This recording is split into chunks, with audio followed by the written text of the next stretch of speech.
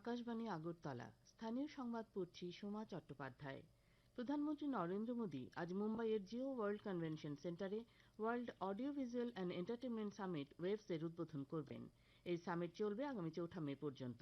Waves 2025 media ও বিনোদন শিল্পে উদ্ভাবন এবং সহযোগিতা উদযাপনের একটি যুগান্তকারী বৈশ্বিক ইভেন্ট, যা একটি বিশ্ব সংস্কৃতির প্রাণবন্ত উদযাপন হিসেবেও আবির্ভূত হতে চলেছে। উত্তর পূর্ব ভারতের সমৃদ্ধ শিল্প ঐতিহ্য এবং রীতিনীতির একটি বিরল প্রদর্শনী সেখানে তুলে ধরা হবে। সরকার আসন্ন আদমশুমারিতে জাতিভিত্তিক গণনা অন্তর্ভুক্ত করার সিদ্ধান্ত নিয়েছে।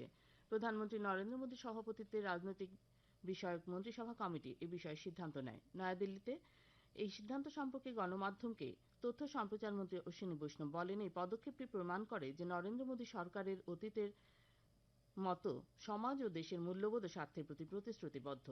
শ্রী বৈষ্ণব জানান যে অর্থনৈতিক বিষয়ক ক্যাবিনেট কমিটি 22,864 কোটি টাকা ব্যয়ে শিলং থেকে শিলচর পর্যন্ত একটি নতুন মহাসড়ক প্রকল্প অনুমোদন করেছে। আজ 1 মে আন্তর্জাতিক শ্রমিক সংহতি দিবস বা মে দিবস।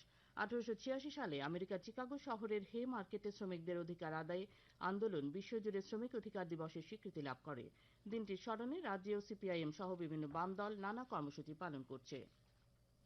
জনজাতি কল্যাণমন্ত্রী বিকাশ দেববর্মা বলেছেন, জনজাতি অংশের মানুষের জীবনের মান উন্নয়ন, বিশেষ করে তাদের আধুনিক শিক্ষা পরিষেবা প্রদানে রাজ্য সরকার বদ্ধপরিকর।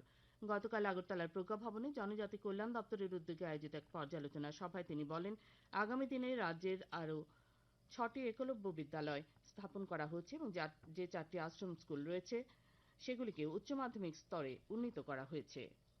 বনমন্ত্রী অনিমেষ দেববর্মা বলেছেন, রাজ্যে বন এলাকা সম্প্রসারণে দপ্তর সচেষ্ট রয়েছে। তিনি বনজ সম্পদ ও বন এলাকা রক্ষার উপর গুরুত্ব দেন। গতকাল গান্ধীগ্রামের হাতিপাড়ায় বন দপ্তরের রাজ্য বন একাডেমি প্রাঙ্গণে বন রেঞ্জারদের মধ্যে মোটরসাইকেল বিতরণ অনুষ্ঠানে তিনি একথা বলেন। তিনি আরো বলেন, প্রাথমিকভাবে 58টি রেঞ্জার্স অফিসের জন্য নতুন 58টি মোটরসাইকেল তুলে দেওয়া হয়। পরবর্তী সময়ে সব বন এলাকায় 4 চাকার গাড়ি সরবরাহ করা হবে।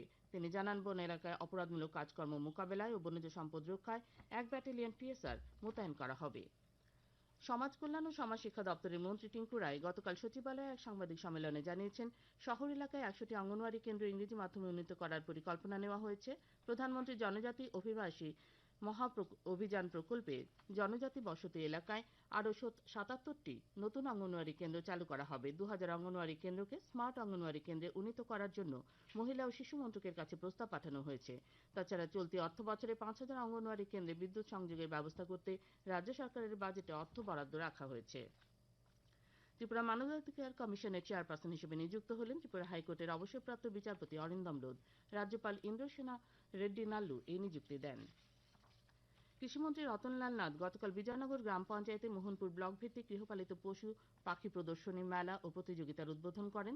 অনুষ্ঠানে তিনি বলেন, গ্রামীণ এলাকার মহিলারা বাড়িঘরে বিভিন্ন গৃহপালিত পশু ও পাখি পালনের মাধ্যমে নিজে যেমন স্বরোজগারী হতে পারবেন, তেমনি পরিবারকেও আর্থিক সক্ষমতার ভরসা যোগাতে পারবেন। আগরতলা পুর নিগমের মেয়র দীপক মজুমদার গতকাল আগরতলার অভয়নগরে বিষ্ণুপ্রিয়া মণিপুরীদের জন্য একটি কমিউনিটি সেন্টারের ভিত্তিপ্রস্তর স্থাপন করেন। এই সেন্টারটির জন্য রাজ্য সরকার 3 গন্ডা জায়গা প্রদান করেছে। ওয়াকফ সংশোধনী জনজাগরণ অভিযান বিষয়ে বিজেপি সংখ্যালঘু মোর্চার উদ্যোগে এক কর্মসূচি গতকাল ঊনকোটি জেলার ফটিকরায় অনুষ্ঠিত হয়। প্রধান বক্তার ভাষণে প্রাণী সম্পদ বিকাশ মন্ত্রী সুধাংশু দাস বলেন, কেন্দ্রীয় সরকার ওয়াকফের সঠিক ব্যবস্থাপনা নিশ্চিত করতে সংশোধিত আইন প্রণয়ন করেছে।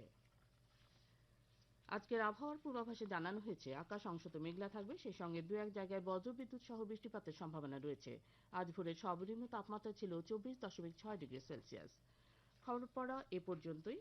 পরবর্তী বাংলা স্থানীয় সংবাদ প্রচারিত হবে আজ সন্ধ্যে 7:55।